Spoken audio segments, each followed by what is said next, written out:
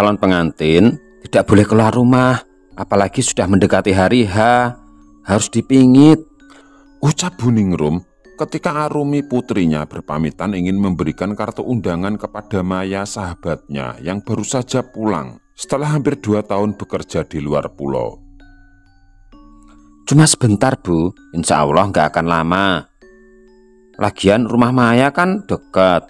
Arumi nggak sabar pengen ngasih undangan ini ke dia sambil silaturahmi, jawab Arumi bersikukuh. Buningrum menghela napas. Ia menyibak tirai yang menutupi jendela berteralis kayu. Wanita itu mengintip langit yang sudah gelap karena memang sudah lewat jam maghrib. nggak bisa besok pagi aja? Tanya Buningrum kepada anaknya. Arumi pun segera menjawab. Tidak bisa Bu, besok Arumi gak akan keluar rumah. Boleh ya Bu? Arumi semakin bersikukuh ingin pergi.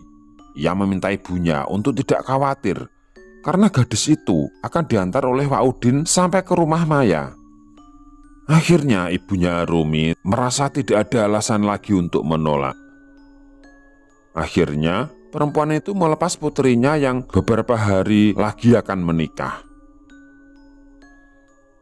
Dengan perasaan bahagia, Arumi mencium tangan ibunya. Ia melenggang pergi sambil berlari menuju rumah Waudin yang ada di seberang jalan. Sedangkan Buningrum hanya bisa menatap anak gadisnya itu dengan pandangan khawatir. Entah mengapa perasaannya terasa gelisah. Setelah berbasa-basi dengan Waudin, akhirnya Arumi naik ke atas delman. Ke rumah Maya saja kan? Jangan mampir kemana-mana, ucap Waudin. Tangannya mulai mengayun tali kekang pada kuda agar hewan itu mulai berjalan. Iya Wak, tapi nanti tungguin sebentar ya, saut Arumi seraya mengambil kartu undangan dari dalam tas di pangkuan. Wak, kita lewat kebun tebu saja ya, biar cepat. Waduh, jangan lewat situ, angker, jawab Waudin ketakutan. Alah, biar cepet aja Wak, nggak usah takut. Kalau ke jalan biasa kan lebih lambat nanti pulangnya. Sebenarnya ucapan Arumi ada benarnya juga. Karena tidak ingin menyanyiakan waktu, akhirnya Waudin menyanggupi permintaan keponakannya tersebut. Suasana kian hening. Angin menerpa dedaunan menimbulkan suara gemerisik cukup keras. Arumi memeluk lengannya sendiri, mengusap-ngusapnya perlahan. Dingin begitu menusuk, padahal malam masih belum begitu larut. Gadis itu terhenyak saat Waudin menarik pedati hingga kudanya terhenti. Ternyata 4 pria berpenutup wajah menghadang delman mereka. 2 orang memaksa Waudin untuk turun, 2 lagi menarik tangan Arumi dari belakang. Gadis itu sempat berteriak. Tetapi salah satu di antara mereka membekap mulutnya sambil mengancamkan golok di leher. Jangan teriak atau kamu mati. Mata Arumi membelalak ketika dia melihat leher Waudin ditebas begitu saja tanpa aba-aba. Kakak dari ibunya itu jatuh ke tanah bersimbah darah. Kedua orang yang membunuh Waudin menghampiri Arumi, menutup mulut Arumi dengan kain hitam. Setelahnya si calon pengantin dibaringkan di tanah, dicekal dari belakang oleh seseorang. Aksi bejat itu kian brutal dan berani. 1 orang mendekap tubuh Arumi dari belakang, 2 orang lainnya memegangi kaki, dan 1 lagi menghancurkan pertahanan mahkota Arumi yang ia jaga baik-baik untuk calon suaminya. Dunia Arumi seakan hancur di detik itu juga. Harapan membangun keluarga bahagia bersama Afnan lenyap sudah. Yang Arumi rasakan sakit di sekujur badan juga hati. Wajah gadis itu sudah basah oleh keringat serta air mata. Siapa sangka penderitaan Arumi tak cukup sampai di sana. Wajah Arumi ditutup oleh kain hitam, membuat ia kesulitan bernapas. Tubuhnya bergerak-gerak selama 1 menit, lalu lemas begitu saja. Bagian tangan dan nadi langsung diperiksa oleh pria yang mengenakan jaket levis. Ia berkata, "Mati bos, Bagaimana? Ya, bagus. Dengan begitu kita tidak berurusan dengan hukum, jawab bosnya santai. Mari kita pulang, keburu ada warga yang lihat.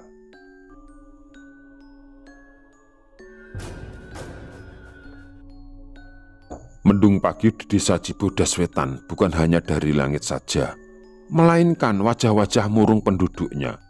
Mereka dikagetkan dengan penemuan 2 jenazah di kebun tebu, mati secara mengenaskan. Semalam Buningrum mengikuti firasat calon menantunya yang menyebutkan mimpi bertemu Arumi. Gadis itu sedang menangis di kebun tebu. Awalnya warga menolak, mereka takut memasuki wilayah itu karena dianggap angker. Namun rasa takut kalah dengan rasa penasaran. Mereka berbondong-bondong mencari jejak Arumi dan Waudin. Bercakan darah segar bekas tebasan senjata tajam menjadi saksi bisu bahwa kedua orang yang dicari ada di tempat tersebut. Buningrum dan Afnan dipaksa berpikir positif, tetapi memang sulit karena fakta di lapangan mengharuskan mereka menangis histeris kala menemukan Arumi terbujur kaku dengan tubuh terikat, berada pada tumpukan daun tebu kering, belum lagi kepalanya ditutupi kain hitam. Tangisan itu disauti oleh istri dari Waudin. Ia meronta-ronta memanggil suaminya untuk bangun lagi. Hingga pagi berlalu sampai jenazah selesai dikafani, mereka masih dirundung kesedihan. Afnan duduk di samping jenazah Arumi yang dikelilingi oleh pelayat yang ikut mengaji. Meski sudah dikafani, bagian wajah masih dibiarkan terbuka sesuai permintaan pihak keluarga. Pria itu masih belum berhenti menangis, mengingat betapa indahnya kisah cinta yang seharusnya sebentar lagi akan diwujudkan dalam sebuah pernikahan. Tiba-tiba pundak Afnan ditepuk oleh seseorang.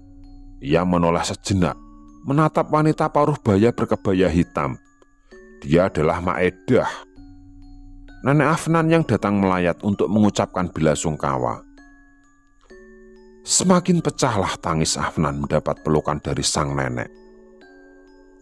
Wanita itu berkata lirih, Jangan sedih, kita balaskan saja dendam Arumi. Tubuh Afnan mendadak membeku, darahnya berdesir. Afnan melepas pelukan Maedah, memandang senyuman menyeringai dari bibir bergincu merah tersebut. Siapa yang tak kenal dengan Maedah, seorang dukun sakti dan terkenal di desa Cibodas Wetan. Maedah memberikan isyarat, ia berdiri lalu keluar dari ruangan. Afnan beranjak dari tempat duduknya, mengikuti kemana neneknya pergi. Maedah berhenti di belakang rumah Arumi, tepat di tempat bekas memandikan jenazah. Maedah melambaikan tangan, meminta cucunya mendekat. Ia membisikkan sesuatu, membuat bola Afnan melotot seketika. Siapa sangka Maedah menyuruh Afnan melakukan sesuatu yang mustahil dilakukan. Nenek serius? Tanya Afnan sambil menjauhkan badannya kembali. Ya serius, memangnya kamu gak sakit hati lihat Arum diperlukan seperti itu? Tubuh Afnan gemetaran, bingung harus menjawab apa. Afnan berjalan mondar-mandir di depan rumah milik Maedah, menunggu sampai tamu terakhir pulang. Masuk, perintah Maedah. Afnan membuntuti neneknya dari belakang, berhenti di sebuah ruangan yang bau dupa dan kemenyannya begitu menyengat. Jadi, saya harus bagaimana ini, Nek? Tanya Afnan kepada neneknya. Sejenak Maedah terdiam, namun kemudian dia berkata, lakukan apa yang nenek perintahkan, malam ini juga, mumpung makam Arumi masih basah, tubuhnya masih utuh. Tutur Maedah. Keheningan menyeliputi desa Cibodas Wetan. Di bawah pekat kabut antara gemuruh petir, Afnan berjalan sendirian membawa cangkul di tangan kanan, sedangkan di tangan kirinya membawa lampu petromak. Sampai di gerbang pemakaman, ia disambut oleh 2 pohon beringin di sisi kanan kiri. Afnan melangkah tergesa-gesa melewati nisan-nisan yang berumur lama, menuju makam baru milik calon istrinya. Pria itu beranjak dari tempat, mulai mencangkul kuburan Arumi. Papan dalam tanah sudah terlihat, maka dicabutnya satu persatu, lalu digeletakkan begitu saja. Jenazah terbalut kain kafan itu sudah ada di hadapan Afan. Dengan tangan gemetaran, ia menarik tubuh almarhumah calon istrinya itu agar posisinya terlentang. Sesuai permintaan Maedah, Afnan mulai mengambil tali pocong lalu dimasukkan ke dalam tas kerasak hitam yang dia bawa. Kemudian membongkar kain bagian kepala untuk diambil rambutnya. Setelah selesai Afnan merapikan jenazah seperti semula, papan ditata lagi dengan rapi lalu naik kembali ke permukaan. Ia mengambil 1 genggam tanah, lantas dimasukkan ke plastik yang sama dengan kain kafan tadi, sedangkan rambut di plastik yang berbeda. Lubang makam itu kembali ditutup oleh tanah hasil galian. Tidak terlalu rapi, yang penting aman. Pria itu langsung berlarian meninggalkan pemakaman dengan membawa semua peralatannya, padahal batu nisan masih belum terpasang. "Ini Nek, semua sudah ada di sini," ucap Afnan seraya menyodorkan 2 plastik hasil ketakutannya tadi. Maedah melirik jam dinding, sudah pukul 2 malam. Sebentar lagi subuh. Ia langsung mengeluarkan isi plastik, lantas tertawa melihat isinya. Tanpa menunggu lebih lama lagi, Maedah mengambil tali pocong, kemudian masukkannya ke dalam kendi bersama rambut milik almarhumah Arumi. 2 benda tersebut ditimpa oleh tanah makam sampai benar-benar terkubur. Terakhir kendi ditutup. Maedah menggeser kendi lain berisi arang. Lantas ia menyalakan dupa hingga asapnya mengepul. Kemudian ditaburkan sambil melafalkan mantra-mantra asihan. Wanita paruh baya itu memejamkan matanya, mulutnya berkomat-kamit. Tangannya sibuk membubuhkan kemenyan ke dalam kendi. Hawa tempat yang tadi panas mendadak dingin menusuk. Tak berapa lama kendi berhenti bergerak. Maedah berkata, "Sudah beres, Nan." Sontak kepala Afnan terangkat. "Apa, Nek? Sudah selesai. Terus sekarang harus gimana?" tanya Afnan kepada neneknya. Kemudian Maedah menjawab, "Beres. Nanti Arumi bakal datang ke orang-orang yang sudah membunuh dia," ucap Maedah bangga. Ada perasaan lega di hati Afnan, tetapi tidak bisa dipungkiri, ia juga takut. Afnan merasa tidak tenang karena sudah mengusik kematian calon istrinya. Akan tetapi, nasi telah menjadi bubur, semua tak mungkin ditarik kembali. Malam itu, sehabis maghrib, terlihat anak Pak Lurah yang bernama Aji, sibuk menata rambut yang sudah diberi minyak di depan cermin. Ia mengenakan kaos hitam beserta jaket levis. Bawahannya memakai celana jin gomprang. Tak lupa parfum disemprotkan dari depan sampai belakang. Malam ini, Aji akan ke rumah pacarnya yang bertempat tinggal di RT sebelah.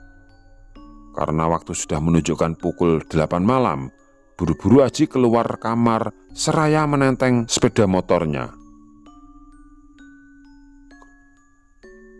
Sang ayah yang bernama Lurah Bahri yang sedang membaca koran sambil menikmati cangkir kopi pun menoleh lantas bertanya, "Mau kemana kamu, Aji?" "Mau ngapel, Pak," jawab Aji. Tangannya sibuk mengikat tali sepatu. Aji langsung menyalami bapaknya dengan takjim. Bergegas ia pergi menggunakan motor Tiger biru miliknya.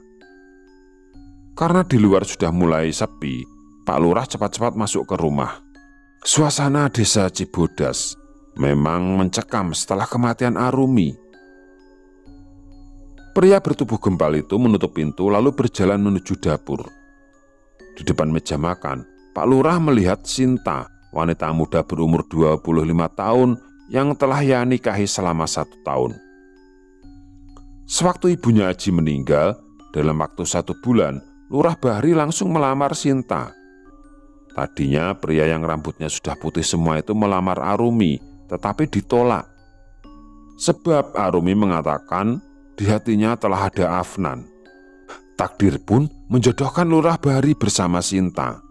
Itu pun hasil pemaksaan karena orang tua gadis itu memiliki banyak hutang kepada Lurah Bahri.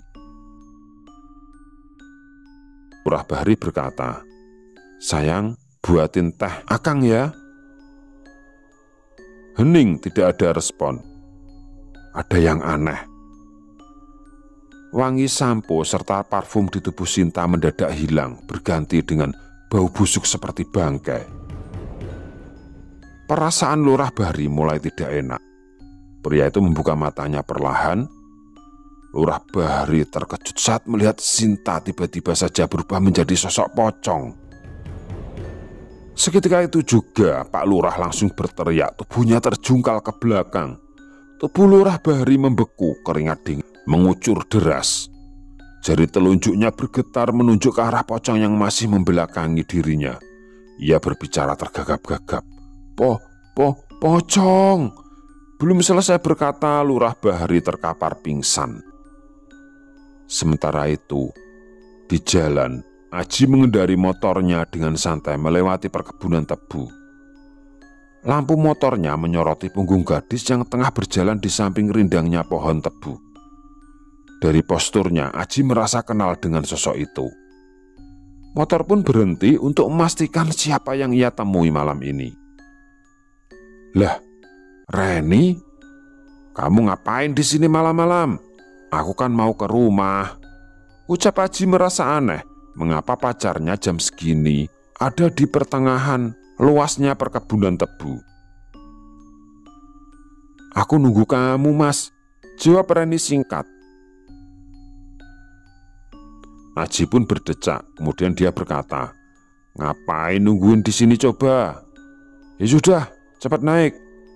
Setelah mengangguk kecil, bergegas Reni naik dengan posisi menyamping. Motor kembali melaju. Entah mengapa, punggung Aji merasa begitu dingin. Reni yang biasanya akan menempel jika berboncengan, terkesan menjaga jarak. Bibir Aji melengkungkan senyum, namun sepersekian detik mendadak muram kala mengendus bau bangkai. Akhirnya Aji melirik kaca spion. Ia langsung terhenyak melihat Reni berubah menjadi sosok pocong dengan wajah hancur sampai tulang tengkoraknya terlihat. Pemuda itu berteriak ketakutan lantas setir motor dibanting ke kiri.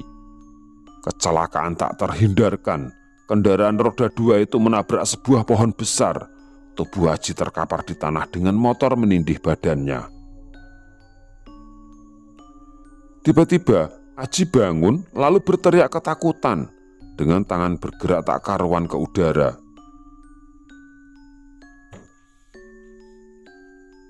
Aji tersadar, ternyata dia sudah berada di rumah. Di sampingnya terlihat temannya yang bernama Riki yang baru saja datang. Riki sangat kaget oleh sikap temannya dan menyuruh Aji beristighfar. Riki juga mengambilkan air di samping tempat tidur lantas memberikannya. Air tersebut diteguk sampai habis. Napas Aji terengah-engah, keringat membasahi seluruh tubuh. "Kamu tuh kenapa sih?" tanya Riki kembali mengambil gelas tadi, meletakkannya di tempat semula. "Aku lihat pocong, Rik. Jelemaannya si Arumi." Riki berdecak. "Mana ada, kamu mimpi kali." Keduanya mulai berdebat. Aji yakin ia melihat Arumi jadi pocong. Sebaliknya Riki pun yakin kalau itu hanya efek dari kecelakaan sehingga membuat daya imajinasi lebih tinggi. "Kalau beneran, baguslah si Arumi gentayangan, supaya orang yang membunuh dia dikejar sampai mampus." Mata Aji terbeliak. Ia menepuk pundak Riki kencang sampai terdengar bunyi geplakan. "Kamu mendoakan saya?" Merasa aneh dengan ucapan pria yang masih duduk di kasur itu, Riki memicingkan mata merasa curiga. "Lah, memangnya kamu berbuat jahat ya sama si Arumi?" "Waduh, jangan salah paham Riki. Dulu aku cuma pernah menyumpahin dia itu jadi perawan tua," saut Aji tergagap. Mata Riki menyelidik menatap tajam. Ia benar-benar curiga melihat Aji gelagapan. Sewaktu Arumi dimakamkan di depan pusara, Riki berjanji akan membalaskan dendam pada siapa saja yang telah membunuh gadis yang sudah dianggap adik sendiri itu. Kalau memang Aji pelakunya, ia tidak segan-segan melakukan apapun. "Sudahlah Riki, sekarang antar aku ke rumah sakit. Aku pengen berobat, gak kuat kakiku panas Rik." Aji membuka selimutnya memperlihatkan kaki yang semakin hitam melepuh. Ada luka basah di sana, seperti nanah. "Astagfirullah, kenapa kakimu ini Aji?" "Ya makanya, tuh kunci mobil di atas lemari. Ayolah sekalian ke rumah sakit di kota, kamu jadi sopir." Dengan hati-hati, Riki membantu Aji berdiri, lalu mengkait lengan pemuda itu ke pundaknya. Baru sampai pintu kamar, ada Pak Lurah Bahari yang baru saja pulang dari kantor. Pak Lurah Bahari mengganti baju, mengantar Aji ke rumah sakit yang ada di kota. Dan Riki tetap sebagai sopir. Sore harinya mereka pulang. Di jalan Aji mengoceh merasa tidak mungkin kakinya baik-baik saja seperti yang dikatakan dokter. Sensasi terbakar sudah menjelaskan ada sesuatu di sana. "Ini pasti ulah setan, Pak." "Setan apa maksudmu?" tanya Lurah Bahari yang duduk di samping kemudi menoleh ke belakang sejenak, lantas kembali menatap ke jendela depan sambil menggeleng. "Pocong si Arumi, Pak. Dia neror terus. Sialan itu setan," cerocosnya. Sesekali Aji meringis menahan sakit seperti ditusuk-tusuk jarum. Lurah Bahari malah terdiam. Sebenarnya ia juga diganggu, tetapi tidak berani bercerita karena ada Riki. Ia memilih menepis ucapan putranya mengatakan kalau semua hanya tahayul. "Pokoknya kalau obat dari dokter gak bikin sembuh, bawa Maedah ke serumah Pak. Aku pengen diobatin sama Maedah," kata Aji memohon pada ayahnya. "Ya sudah, terserah kamu saja," ucap Lurah Bahari seraya mengelap keringat di dahi.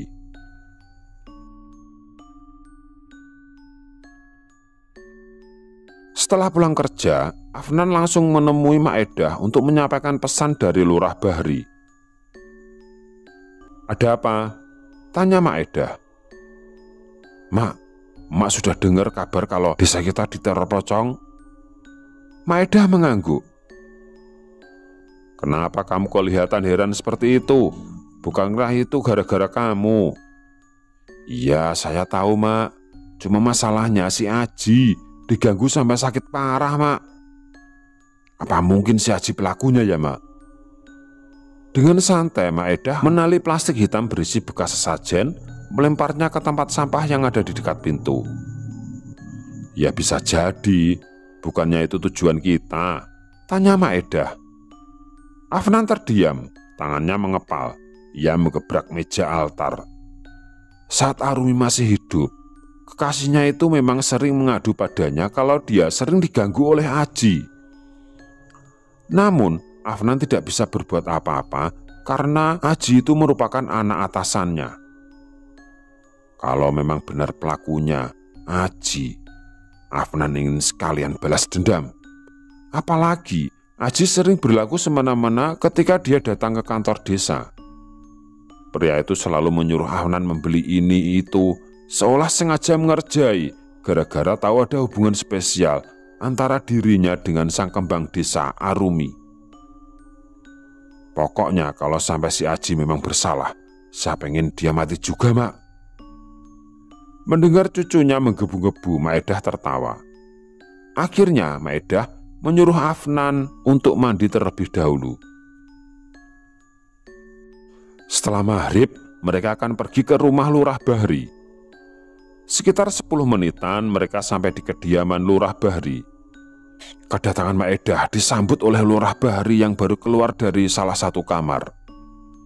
Lurah Bahri akhirnya menyuruh Sinta membawa makanan serta minuman yang sudah disiapkan ke dalam kamar. Afnan cukup tercengang ketika melihat keadaan Aji. Matanya benar-benar bengkak di bagian kelopak, sudah seperti mata capung. "Mak, tolong saya, Mak. Saya nggak mau mati. Saya capek, Mak, diteror terus sama gadis sialan itu." Aji bicara sambil menangis. Ingin rasanya Afnan melayangkan pukulan, sebab kalimat Aji sangat kurang ajar. Namun yang ia bisa lakukan hanya mengejek dalam hati, melampiaskannya dengan sumpah serapah. "Ya, Mak sudah tahu. Sekarang kamu diam saja biar Mak usir sosok itu." "Baik, Mak, makasih. Saya serahkan ke Emak. Obati juga luka di kaki saya ya, Mak." Tangan Aji yang satunya menyingkap selimut. Ini rasanya sakit dan panas. Luka yang dipenuhi belatung tersebut membuat Afnan bergidik nyaris ingin muntah. Cepat-cepat dia keluar sembari menutup mulut dengan telapak tangannya. Setelah lumayan menunggu, akhirnya Maedah keluar. Wanita itu membawa beberapa kantung kresek berisi tanda terima kasih yang kemudian diserahkannya kepada Afnan. "Mak, terima kasih banyak ya. Doakan Aji cepat sehat lagi," ucap Pak Lurah Bahri. "Sami-sami Pak Lurah." Selesai berbasa-basi, Maedah dan Afnan segera berpamitan pulang. Tubuh Afnan mendadak membeku, darahnya berdesir.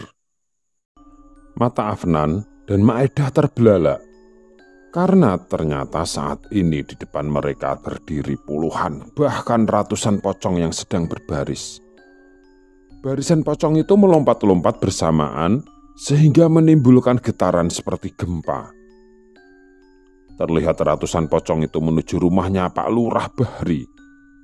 Sampai di rumahnya Pak Lurah, pocong-pocong itu langsung masuk dan mencari Lurah Bahri dan anaknya. Saat itu, Aji sedang tertidur di kamarnya, sedangkan Pak Lurah Bahri sedang menikmati secangkir kopi di ruang tamu sambil merokok. Lelaki setengah baya itu terperanjat ketika di depannya berdiri beberapa pocong yang terus berdatangan. Belum sempat Pak Lurah Bahri berteriak, pocong-pocong itu langsung menginjak-injak dirinya hingga kepalanya hancur. Lurah Bahri langsung tewas seketika. Mendengar suara ribut-ribut di ruang tamu, Aji langsung terbangun dari tidurnya. Namun belum sempat dia tahu apa yang sebenarnya terjadi, Aji merasakan dirinya seperti diinjak-injak oleh ratusan orang. Di dalam kamarnya yang gelap itu, Aji tidak menyadari kalau sebenarnya saat ini dia sedang diinjak-injak oleh pocong-pocong yang sedang mengamuk. Aji mengalami nasib yang tidak jauh berbeda dengan ayahnya. Kepalanya hancur dan sekujur tubuhnya tak berbentuk lagi. Suara getaran akibat ratusan pocong yang berbaris itu membuat seisi kampung terbangun dari tidurnya. Mereka pun langsung keluar dari rumah, namun begitu membuka pintu dan menemui ratusan pocong di depan rumah mereka, para warga langsung berbalik masuk ke dalam rumah dan hanya berani mengintip lewat jendela. Keesokan harinya, kampung Cibodas geger. Pak Lurah Bahri dan anaknya ditemukan tewas mengenaskan di rumahnya. Dan ketika jenazah anak dan ayah itu dimakamkan di pemakaman, para penduduk desa sangat kaget. Mereka melihat semua makam rusak berantakan. Mereka pun langsung tahu penyebabnya. Kemungkinan besar hal ini disebabkan bangkitnya pocong-pocong tadi malam. Menjelang maghrib, para penduduk desa Cibodas sudah tidak ada yang berani keluar rumah. Bahkan acara tahlilan yang seharusnya berlangsung malam ini di rumahnya Pak Lurah Bahri, ternyata tidak ada satupun penduduk desa yang berani datang. Mereka takut jika bertemu dengan gerombolan pocong seperti yang terjadi tadi malam. Dan apa yang mereka takutkan pun akhirnya terjadi. Menjelang tengah malam, terjadi getaran di tanah bertubi-tubi. Dan seperti yang mereka perkirakan, ternyata hal ini disebabkan kembali munculnya gerombolan pocong-pocong yang bangkit dari kubur. Entahlah kali ini siapa yang akan menjadi korbannya. Ternyata gerombolan pocong itu bergerak menuju rumahnya Carik Sutresno dan Pak Kamituwo Karso. Entah apa yang menyebabkan para pocong itu menuju ke rumah dua orang perangkat desa tersebut. Dan seperti apa yang terjadi pada Pak Lurah Bahri dan anaknya, kedua orang perangkat desa itu pun menemui ajalnya di malam itu akibat keganasan gerombolan pocong. Sementara itu, di rumahnya Mak Edah, terlihat Afnan dan sang nenek sedang duduk termenung sepertinya memikirkan sesuatu. Sebenarnya apa ya, Nek, yang terjadi? Apa benar Pak Lurah Bahri dan Aji yang menjadi pelaku pembunuhannya Ningrum? Kata Afnan membuka pembicaraan. Terlihat Mak Edah menghela napas panjang, kemudian dia berkata, kemungkinan besar apa yang kau katakan itu memang benar, Afnan. Tapi, mengapa malam ini gerombolan pocong itu muncul lagi? Apa masih ada orang-orang yang terlibat dalam pembunuhan itu? Kata Mak Edah mencoba mengira-ngira. Keesokan paginya kembali, warga Cibodas dikejutkan dengan tewasnya Carik Karso dan Kamituwo Sutresno. Tubuh mereka hancur tak berbentuk persis seperti yang dialami Pak Lurah Bahri dan Aji. Banyak yang tidak tahu kalau sebenarnya Pak Lurah Bahri dan anaknya beserta kedua perangkat desa itu merupakan pelaku pembunuhan dan pemerkosaan Ningrum. Mak Edah sebagai dukun tentu saja dia paham dan tahu betul akan hal itu. Namun ada satu hal yang tidak dia mengerti. Seharusnya yang bangkit dari kubur itu hanyalah pocongnya Ningrum. Namun kenapa yang bangkit justru ratusan pocong? Mak Edah pun bertanya kepada Afnan. Hei Afnan, kamu yakin tidak ada hal yang salah ketika kamu menggali kuburnya Ningrum? Tanya Mak Edah kepada cucunya itu. Terlihat Afnan seperti berpikir, namun kemudian dia berkata, sepertinya semua yang aku lakukan itu persis seperti apa yang nenek perintahkan.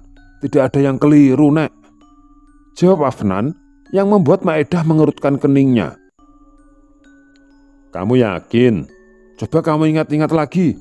Mungkin ada yang keliru, kata Mak Edah kepada Afnan. Afnan pun mencoba berpikir keras, mencoba mengingat-ingat apa yang dia lakukan pada malam hari itu. Nek, sepertinya aku lupa memasang batu nisan kuburannya Ningrum, kata Afnan. Mendengar kata-kata cucunya itu, Mak Edah langsung menepuk jidatnya. Waduh Afnan, kamu ceroboh sekali. Pantas saja para pocong itu bermunculan. Kamu tahu tidak? Kedua batu nisan yang terbengkalai itu bisa menjadi pintu masuk alam gaib menuju alam nyata. Pantas saja banyak sekali makhluk-makhluk gaib yang masuk ke alam nyata dengan meminjam raga jasad-jasad di kuburan itu, kata Mak Edah dengan nada kesal. Afnan pun hanya bisa terdiam menyesali kecerobohannya. Lantas, apa yang harus kita lakukan, Nek? Mak Edah hanya terdiam. Namun kemudian dia berkata, ya kita lihat saja nanti. Jika pocong Ningrum sudah mau kembali ke kuburnya dan tidak menampakkan diri lagi, berarti dia sudah selesai membalaskan dendamnya. Jika pocong Ningrum sudah kembali ke kubur, namun pocong yang lain masih gentayangan, barulah itu menjadi hal yang mengkhawatirkan. Kita lihat saja dulu apa yang akan terjadi. Beberapa saat kemudian, terdengar pintu rumahnya Maedah ada yang mengetuk. Begitu pintu terbuka, terlihat sosok pocong dengan wajah Ningrum berdiri di dekat pintu. "Ningrum?" Spontan Afnan memanggil pocong calon istrinya itu. Terlihat pocong Ningrum diam, namun kemudian dia berkata dengan suara serak, Mak, aku pamit. Urusanku sudah selesai.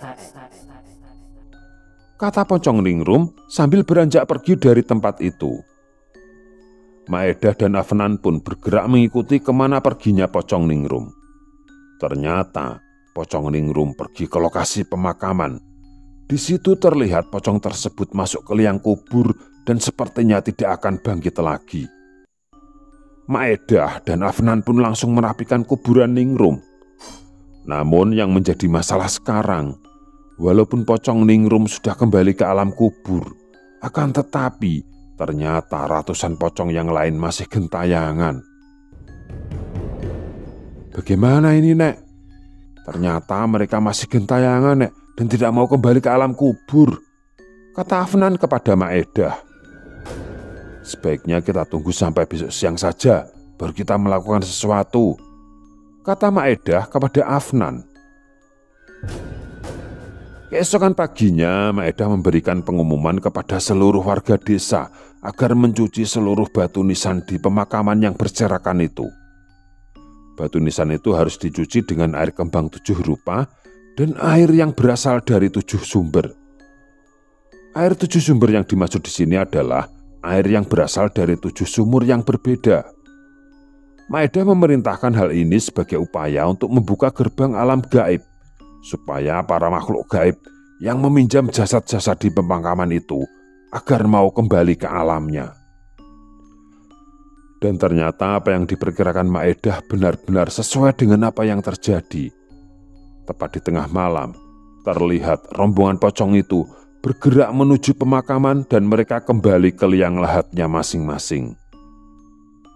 Keesokan harinya, semua penduduk desa kembali merapikan makam-makam yang berantakan itu dan tidak lupa memasang batu nisannya supaya gerbang alam gaib tertutup dan tidak menyebabkan bangkitnya para pocong. Setelah semua apa yang diperintahkan Maedah dilaksanakan, akhirnya keadaan desa Cibodas kembali tenang seperti sedia kala. Sampai detik ini, semua warga desa tidak tahu apa yang sebenarnya terjadi dan apa yang menyebabkan para pocong itu bangkit dan menghabisi Pak Lurah Bahri beserta anaknya dan 2 perangkat desa lainnya. Hanya Maedah dan Afnan yang paham tentang ini semua. Ternyata Pak Lurah Bahri dan Aji sama-sama menaruh hati kepada Ningrum. Dan ketika ayah dan anak ini cintanya ditolak, mereka benar-benar sakit hati dan mengajak 2 perangkat desa lainnya untuk menghabisi Ningrum, yang akhirnya justru berakibat pembalasan dendam yang berakhir kematian mengenaskan dari para pembunuh ini.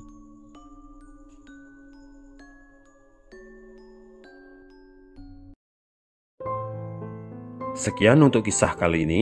Bagaimana menurut kalian tentang kisah ini? Tulis komentar kalian di kolom komentar. Dan semoga apa yang sudah saya sampaikan dalam kisah ini dapat dijadikan pembelajaran untuk kita semua. Jangan lupa komen, like, dan subscribe. Sekian dan terima kasih, semoga bermanfaat. Wassalamualaikum warahmatullahi wabarakatuh.